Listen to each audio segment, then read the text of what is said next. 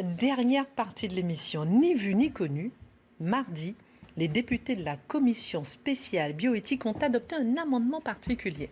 Il vise à autoriser la méthode ROPA en France. Qu'est-ce que c'est?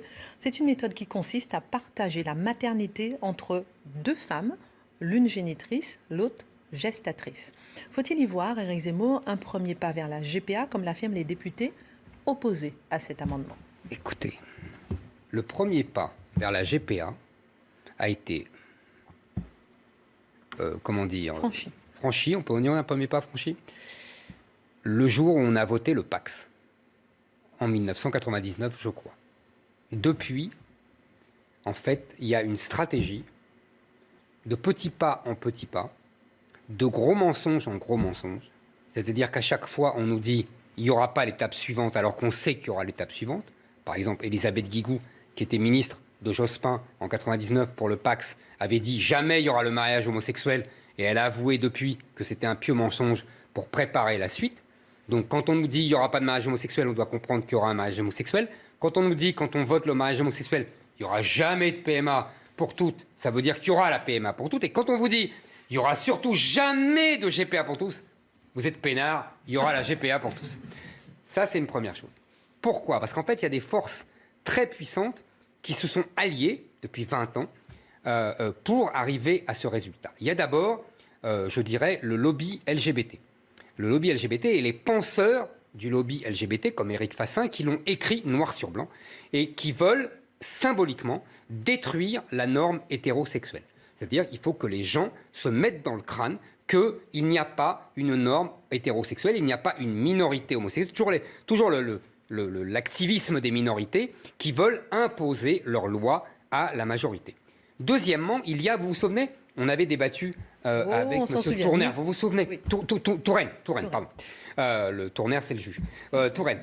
Ça, c'est une autre branche de l'Alliance. C'est-à-dire, c'est les gens anti-chrétiens, francs-maçons, toute cette ligue-là qui veut détruire, elle, la tradition du pays, chrétienne, du mariage, de la famille traditionnelle, vous voyez, etc.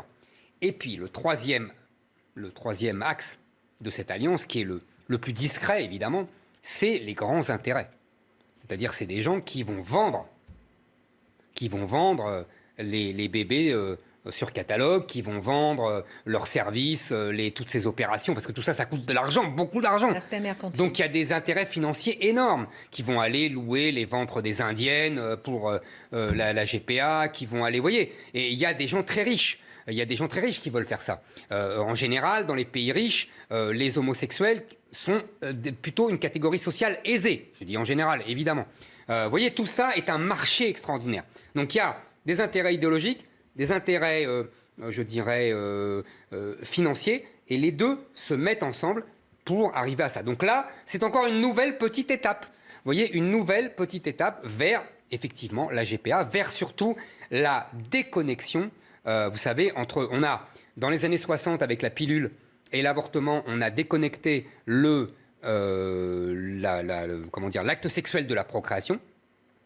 Et aujourd'hui, on veut déconnecter la procréation de, tout simplement, la gestation et l'être humain. C'est-à-dire qu'on veut tout déconnecter pour en faire un outil uniquement scientifique. C'est le meilleur des mondes. Et on veut faire des bébés sans le ventre de la mère, sans le sperme. Vous voyez, on en est là. On veut tout faire par éprouvette. Il y a un projet idéologique. Est-ce que...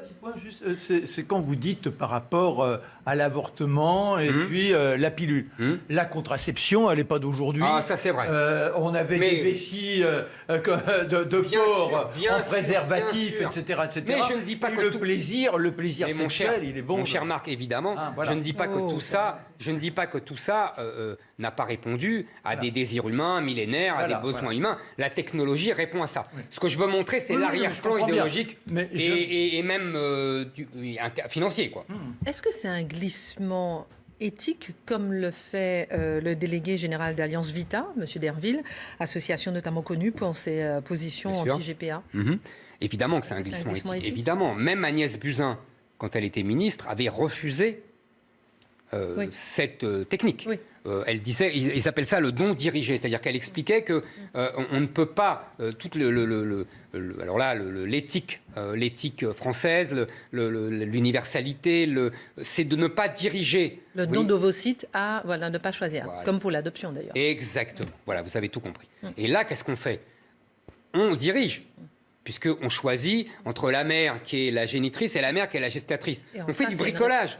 Et tout ça, pourquoi? Pour détruire le fait que l'homme est un mammifère. Vous avez bien compris. Pour détruire le côté naturel de l'homme et de la reproduction et de l'acte sexuel. On veut le dénaturaliser. Une conséquence. Comment? C'est un objectif ou une conséquence?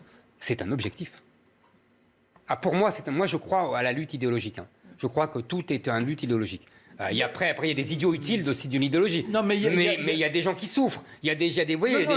Mais il y a des objectifs idéologiques derrière, quand même. Oui, mais c'est le surhomme. Tout ce que l'on peut déployer dans tous les domaines. Comment on échappe à la logique qui est celle de la créature. Voilà, c'est ce que j'ai dit. On veut oublier que l'homme est quelque chose de naturel, est un mammifère, est un animal, et qu'il se reproduit comme les animaux. On veut détruire ça. Dernière question rapidement. Est-ce que le succès des écologistes attachés au respect des lois naturelles peut avoir un impact à terme sur l'évolution de la bioéthique en France? Justement, c'est ça. Très vite. Vous vous souvenez quand je vous ai dit que les écologistes sont des pastèques. Oui. Vert à l'extérieur et rouge dedans. Oui. Et bien là, on est en plein dedans. Tous les écologistes, sauf à l'exception de José Bové, je tiens à le préciser, parce que j'en ai débattu une fois avec lui, il m'avait surpris, et il était contre toutes ces expérimentations. Donc il faut lui rendre hommage. Mais tous les autres écologistes sont pour ces expérimentations. Et alors, pour les animaux et pour la Terre, alors là, ils sont contre toutes les expérimentations, toute la chimie, toute la... Mais alors, pour les hommes, les femmes et tout, alors on peut jouer avec, c'est formidable. Il faudrait inventer, ça existe d'ailleurs, une écologie qui ne soit pas une écologie d'extrême gauche, qui essaye de globaliser la défense de la nature, qui soit à la fois pour les hommes et pour les animaux. Ça existe, une espèce d'écologie de droite. Il y a des gens qui défendent très bien ça, mais ils sont marginalisés par la gauche qui a préempté la marque écologique. Merci, messieurs, pour cette dernière émission avec D'Artagnan. La semaine prochaine, on sera les mousquetaires sans toute mon enfance. Je sais bien. Yann Laissé au hasard. Excellente suite de programme sur CNews. Merci.